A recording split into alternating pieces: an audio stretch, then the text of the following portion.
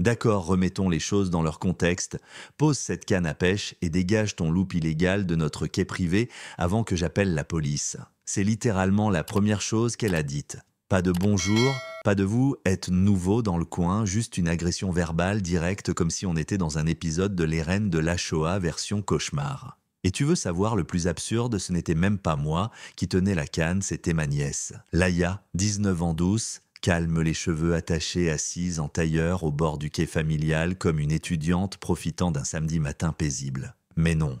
Karen, son vrai nom, c'est Lorraine Baxter, présidente de l'association de quartier de Cypress Shoreline, a débarqué comme un bulldozer en leggings de luxe et perles au cou. Sa coiffure bondissait comme dans une pub L'Oréal et sa voix suffisamment tranchante pour découper un rôti. Je t'assure, j'ai failli renverser mon café en la voyant approcher. Mais attends, faut que je recule un peu.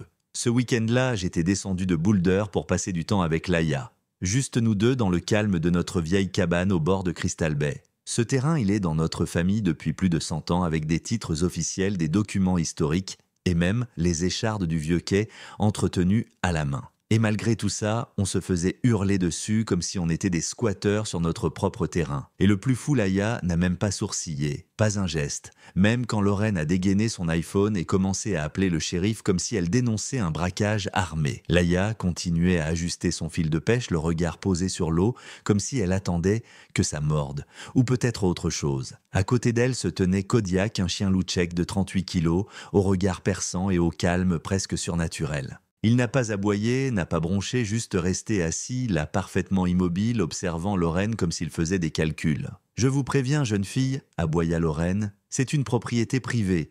Vous enfreignez nos règlements avec du matériel volé et un animal exotique dangereux. » Laïa leva enfin les yeux, toujours aussi tranquille, et répondit « Madame, je comprends vos inquiétudes. Mais je pense qu'il y a peut-être une confusion juridique sur la légitimité d'accès à cette portion du rivage. » Je te jure, c'est exactement ce qu'elle a dit. Confusion juridique. Le visage de Lorraine, j'ai vu des visages faire des grimaces, mais là, elle a traversé au moins 7 expressions différentes, confusion rouge-colère, puis indignation pure. Les voisins commençaient à sortir portables à la main, prêts à filmer. Je voyais dans leurs yeux qu'ils s'attendaient à du spectacle. Un petit scandale HOA du week-end à raconter au club de lecture. Mais ce qu'ils ont eu, personne n'y était préparé. Parce qu'à peine 14 minutes après le premier cri de Lorraine, 3 SUV noirs non identifiés ont roulé sur le chemin de gravier. Du fédéral noir, Lorraine a cru que c'était des renforts. Elle est partie à leur rencontre comme si elle allait recevoir une médaille. On aurait dit qu'elle préparait déjà son discours pour les infos locales. J'ai protégé notre communauté contre des intrus armés et leurs bêtes sauvages. Mais les agents ne l'ont même pas regardé. Ils ont regardé Laïa. Et là, une femme grande en uniforme tactique badge brillant accroché au torse est passée devant Lorraine sans un mot et s'est dirigée droit vers ma nièce. « Agent Camden ?» dit-elle en hochant la tête. « Prête quand vous l'êtes. » Laïa s'est levée. Pas un tremblement, pas une hésitation. Juste une sérénité glaciale comme si elle avait attendu ce moment depuis des mois. Elle a sorti un classeur imperméable de sa boîte à pêche. Ouais, pas un carnet, pas un leurre, mais un dossier, et l'a tendu à Camden. L'agent l'a ouvert, a jeté un œil et elle a simplement hoché la tête comme si tout confirmait ce qu'elle savait déjà. Et là, l'ambiance a changé. Tu pouvais le sentir dans l'air, comme avant une tempête. Lorraine a regardé autour d'elle comme si le sol s'était dérobé sous ses pieds. « Excusez-moi, mais que se passe-t-il ici ?» cria-t-elle en pointant son ongle parfaitement manucuré. « Cette fille est en infraction ? C'est moi qui vous ai appelé. » Camden s'est retournée et tu pouvais voir qu'elle avait affaire à ce genre de femme depuis longtemps. « Madame !» répondit-elle calmement. « Vous venez de déclencher le protocole fédéral d'activation d'une enquête classée confidentielle sur des violations systématiques du domaine public maritime et la privatisation illégale de terres fédérales. » Lorraine a cligné des yeux puis a ri. Un rire nerveux faux, celui de quelqu'un qui sait qu'elle va tomber. « Qu'est-ce que c'est que ces absurdités ? C'est mon quartier. J'ai des statuts, des règlements. » Camden n'a même pas haussé un sourcil. Et nous avons des preuves de surveillance fédérale, des cartes falsifiées, des pots de vin documentés et plus de 400 communications interceptées depuis votre bureau de la Shoah. Silence, un silence épais. On entendait un chien aboyer au loin. Les feuilles bruissaient, Lorraine ouvrir la bouche, la refermer, puis recommencer. Elle ressemblait à un poisson hors de l'eau. Et puis Camden a lâché la phrase qui a fait exploser la vérité. « Madame », ajouta-t-elle, « vous n'avez pas juste harcelé une adolescente qui pêchait sur son quai. Vous avez interféré avec une opération fédérale confidentielle autorisée par le département de la justice, l'EPA, l'AFEMA et le Conseil de sécurité nationale. Je te jure, un gars derrière moi a laissé tomber son téléphone. Et crois-moi, ce n'est que le début. Le moment où ce voisin a levé la main, tout a basculé. Parce que là, ce n'était plus juste Lauren Baxter, la reine en legging et brushing impeccable, c'était toute la pyramide qui s'effondrait. Petit à petit, les voisins ont commencé à s'écarter, à murmurer, à regarder Lauren, comme si elle était radioactive. Camden n'a pas perdu une seconde, elle a haussé la voix juste ce qu'il fallait pour que tout le quartier l'entende. Maintenant, c'était plus un attroupement, c'était une scène. Depuis 18 mois, cet endroit est au centre d'une enquête fédérale menée par un groupe spécial sur la privatisation illégale de terres publiques protégées par la Constitution. Votre HOA, sous la direction de Madame Baxter, a participé à une conspiration nationale, falsification de titres fonciers, suppression de dossiers publics et profits générés par le blocage d'accès aux zones d'urgence. Le menton de Lauren tremblait. « C'est ridicule », balbutia-t-elle, agrippant son téléphone comme si c'était une bouée de sauvetage. Ces documents, ce n'étaient que des brouillons des modèles suggérés par les promoteurs. Camden resta implacable. Vous avez signé des accords avec des entités étrangères liées à des menaces pour la sécurité nationale. Et là, gasp généralisé. Quelqu'un a même laissé tomber son gobelet Starbucks. Lauren tenta de se rattraper.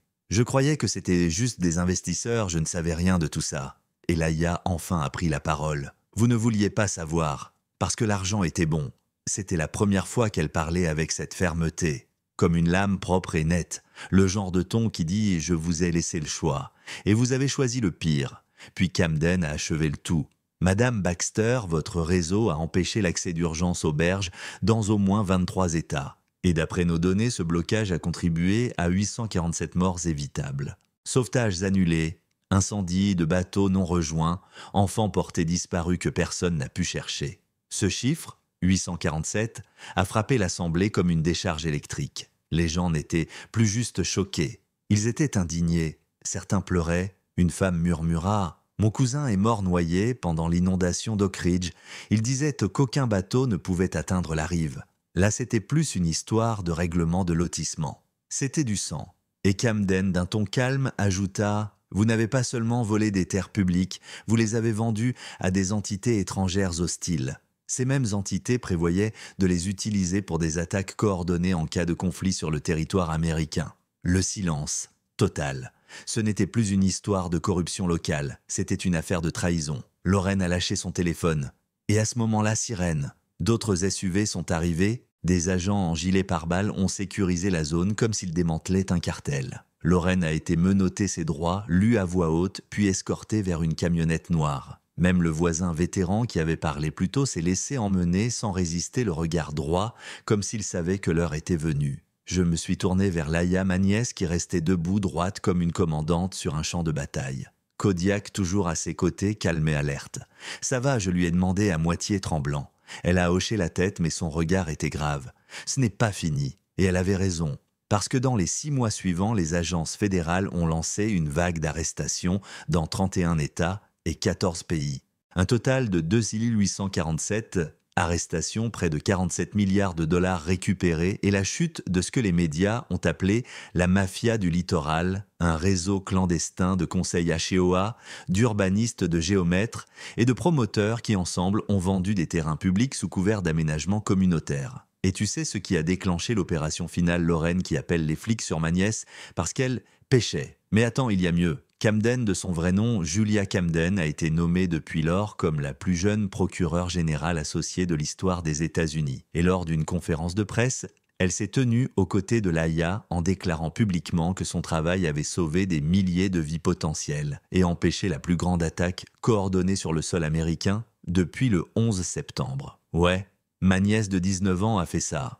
Et Lauren, elle purge aujourd'hui 5 peines de prison à vie sans libération possible dans la prison fédérale d'ADX Florence, aux côtés des pires criminels du pays. Bien loin des brunchies HOA et des leggings hors de prix. Mais ce n'est pas encore fini. Parce que le quai sur notre propriété familiale, il est désormais classé site fédéral de surveillance historique.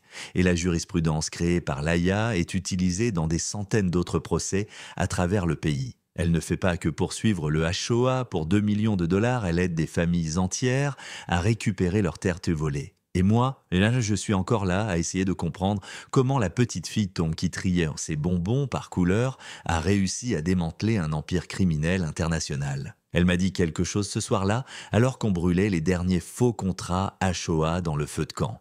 Tonton Dean, elle m'a dit, les gens qui crient le plus fort sur la propriété privée sont souvent ceux qui volent ce qui est à tout le monde. Elle ne souriait pas, juste fatiguée, mais elle savait ce qu'elle faisait. Et tu sais quoi ?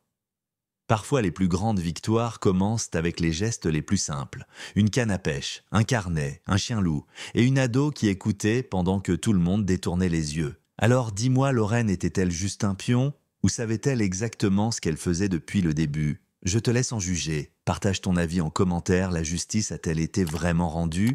Ou est-ce juste la partie émergée de quelque chose de bien plus profond ? Et surtout, abonne-toi pour d'autres histoires vraies et hallucinantes où le karma débarque, avec un badge, un mandat et un loup nommé Kodiak.